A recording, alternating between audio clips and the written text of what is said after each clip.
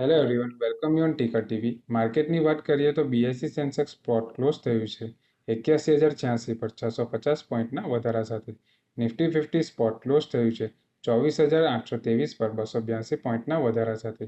અને bank Nifty spot close થયું છે 50,933 પર 417 પોઈન્ટના વધારા સાથે. માર્કેટ બ્રેક જોઈએ તો લાસ્ટ વીકમાં પોઝિટિવ રહ્યું હતું. બીએસસી 500 ક્લોઝ થયું છે 36,973 પર 557 પોઈન્ટના વધારા સાથે. નિફ્ટી 500 ક્લોઝ થયું છે 25,418 પર 362 પોઈન્ટના વધારા સાથે. નેક્સ્ટ આપણે જઈએ ટોપ ગેનર લૂઝર ઇન્ડેક્સ પર.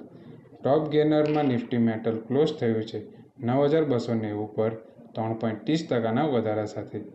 ટોપ લૂઝરમાં નિફ્ટી રિયાલિટી ક્લોઝ થયું છે 1,018 પર 2.90%ના ઘટાડા સાથે. નિફ્ટીના ડેઇલી ચાર્ટની વાત કરીએ તો શુક્રવારના રોજ લોઅર શેડો સાથે હેમર કેન્ડલસ્ટિકનું ફોર્મેશન થયું છે, જ્યારે વીકલી ચાર્ટ પર લોઅર શેડો સાથે બુલિશ કેન્ડલસ્ટિકનું ફોર્મેશન થયું છે, જે માર્કેટને લઈને આવતા વીકમાં પોઝિટિવ બાયસ ઇન્ડિકેટ કરે છે.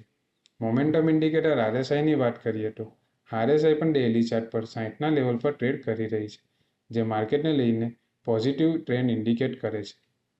જેથી આવનારા દિવસમાં નિફ્ટી સાઇડવેઝ ટુ પોઝિટિવ જોવા મળી શકે છે. નિફ્ટી અત્યારે 24,823 પર ટ્રેડ કરી રહી છે. જો નિફ્ટી 24,800ના લેવલ બ્રેક કરે છે તો નિફ્ટી આવનારા દિવસોમાં 25,000 અને 25,100 સુધીના લેવલ જોવા મળી શકે છે. પણ જો નિફ્ટી 650ના નીચે ક્લોઝ આપે છે તો 24,500 અને 24,400 સુધીના લેવલ પણ જોવા મળી શકે છે. હવે આપણે નિફ્ટીના ડેરિવેટિવ ડેટા એનાલાઇઝ કરીશું. નિફ્ટીમાં ક્યુમ્યુલેટિવ ઓપન ઇન્ટરેસ્ટ 4.03% ઇન્ક્રીઝ થયું છે અને પ્રાઇસમાં 0.05%નો વધારો આવ્યો છે, જે લોંગ બિલ્ડઅપનો નિર્દેશ કરે છે. હવે આપણે જોઈએ કે નિફ્ટીના વીકલી ઓપ્શન શું સજેસ્ટ કરે છે. નિફ્ટીની નેક્સ્ટ વીકલી એક્સપાયરી 29 ઓગસ્ટ 2024ની છે. એમાં હાઈએસ્ટ ઓપન ઇન્ટરેસ્ટ કોલ સાઇડમાં 25,000ની સ્ટ્રાઇક પર 2,53,490 લોટની સાથે થયું છે અને હાઈએસ્ટ ઓપન ઇન્ટરેસ્ટ પુટ સાઇડમાં 24,000ની સ્ટ્રાઇક પર 3,27,975 લોટની સાથે થયું છે. હવે આપણે જોઈએ કે મેક્સિમમ ઓવાઈ ચેન્જ ક્યાં થયું છે. તો મેક્સિમમ ઓવાઈ ચેન્જ કોલ સાઇડમાં 24,800ની સ્ટ્રાઇક પર 85,029 લોટનું એડિશન થયું છે અને મેક્સિમમ ઓવાઈ ચેન્જ પુટ સાઇડમાં 24,800ની સ્ટ્રાઇક પર 95,765 લોટની સાથે થયું છે.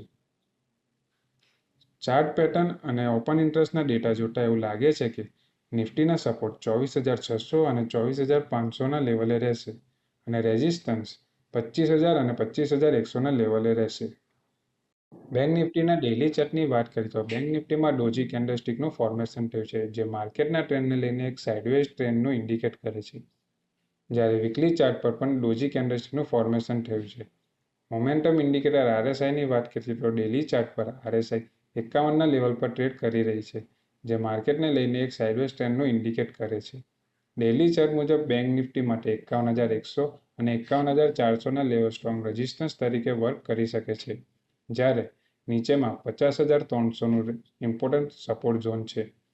જો એ લેવલ બ્રેક કરે છે તો 49,800ના લેવલ જોવા મળી શકે છે. બેંક નિફ્ટીમાં સેલ ઓન રેન્જની સ્ટ્રેટેજી અપનાવી શકાય છે. હવે આપણે બેંક નિફ્ટીમાં ઓપન ઇન્ટરેસ્ટના ડેટા એનાલાઇઝ કરીશું.